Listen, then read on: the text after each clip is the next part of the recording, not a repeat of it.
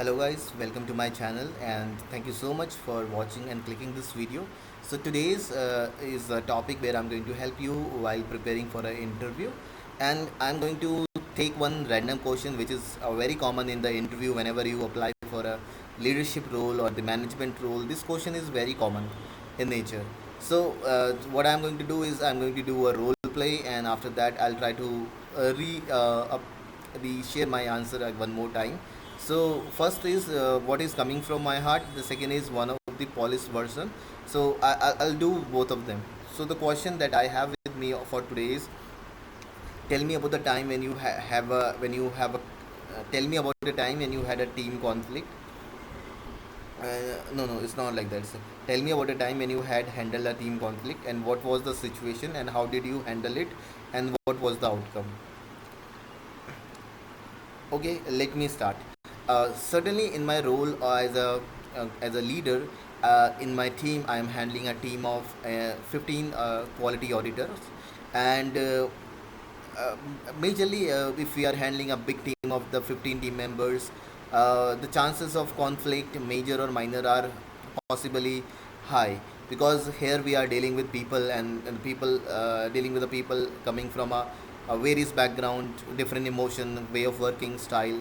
Not everyone has the same standard of thinking or looking at the things.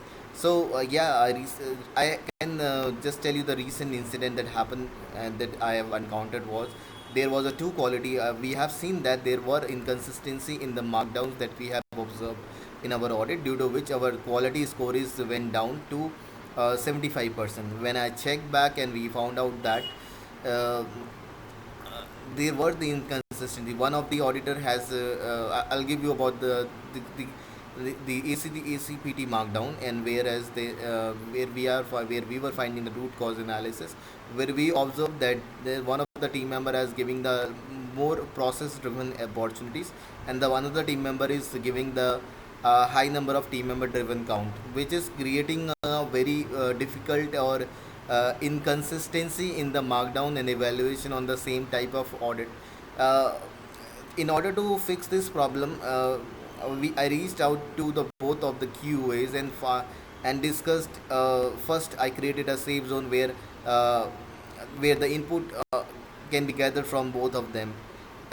Later, I found out that after giving a discussion and asking the open-ended question like that, why the low, what is the criteria, what is the marked criteria, like asking a normal question started from the SOP changes to all the ways that QA gives the markdown.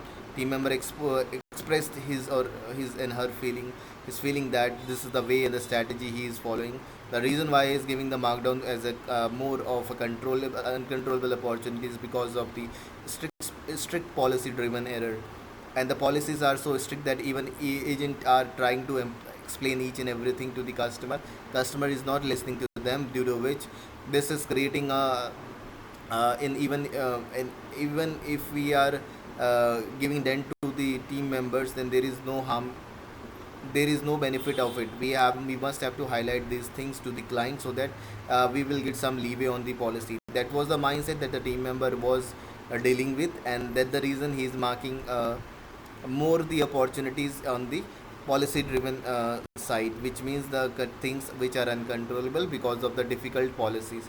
On the other hand, when I talk to the second quality auditor regarding the same policies, because the most of the because the top call drivers are same, and frequently we are and generally we are getting 80% of the call type on the same call driver.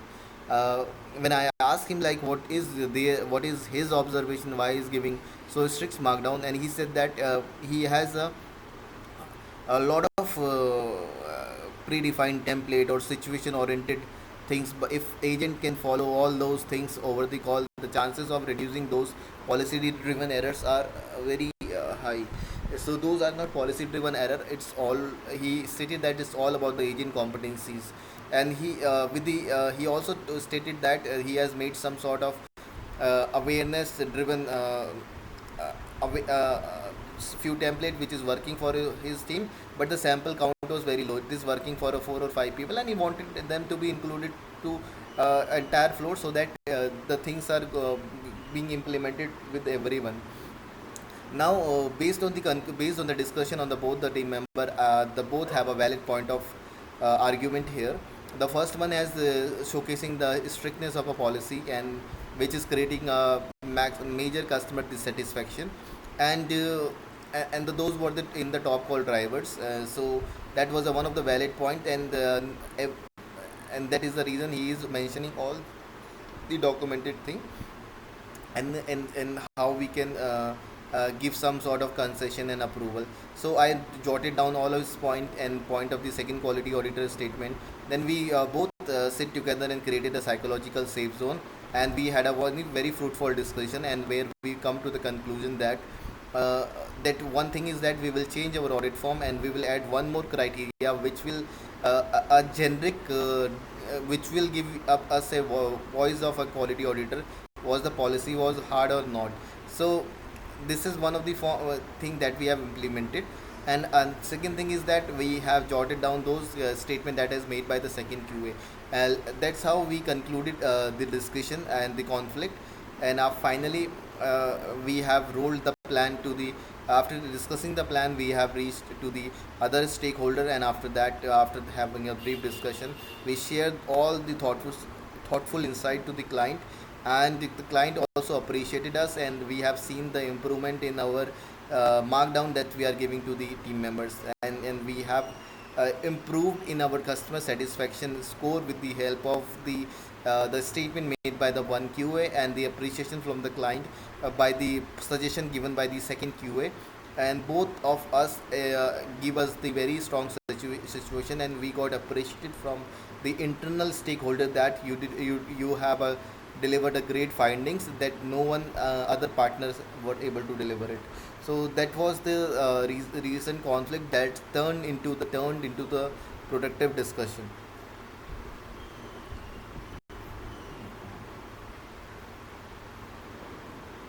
So guys, so that was my answer. That was a very raw answer that I have given in, and I believe that there are so many errors.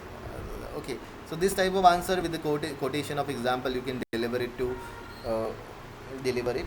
But yeah, so let me go ahead and go ahead with some of the polished version of it. So okay, let me note it down, and after that, yeah.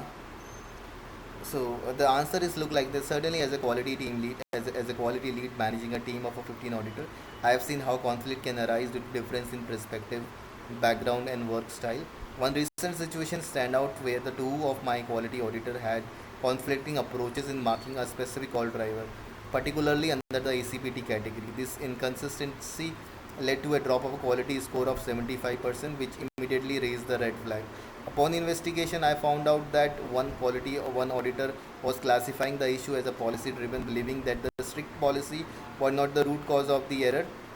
Strict policy were the root cause of the error, and thus making them as uncontrollable. And on the other hand, the second auditor believed that these were the team member driven issues, uh, arguing that agent could have prevented them using a proactive communication strategy with predefined templates. To resolve the conflict, I first had an individual conversation with both the QA to understand their viewpoint in the safe, judgment free environment.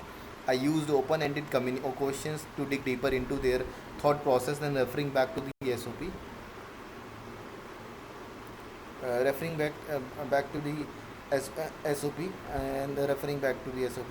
After understanding the both perspective, I facilitated a joint discussion. It became clear that both had the valid point. One was focused on the customer impact due to rigid policies, and the other was driven by the agent behavior and coaching opportunities. We concluded the best path towards was to update our audit form by adding the new comment field where auditor could note that if the error was due to the strict policy limitation or the agent behavior. Additionally, we documented the situation template created by the second QA to be rolled out for a broader use. Once we have shared our findings with the internal stakeholder and the client, the suggestions were well received, and not only did this resolve the internal conflict, but it is also led to a better alignment in our audit and the measurable improvement in both quality scores and the customer satisfaction. In fact, the client appreciated the insight, stating that our team delivered a level of analysis that none of the other vendors partner had achieved. This experience reinforced how well handled conflict can turn into collaborative opportunity. So guys, this is how you can use the statement of this. And thank you so much for watching this video. I am keep uploading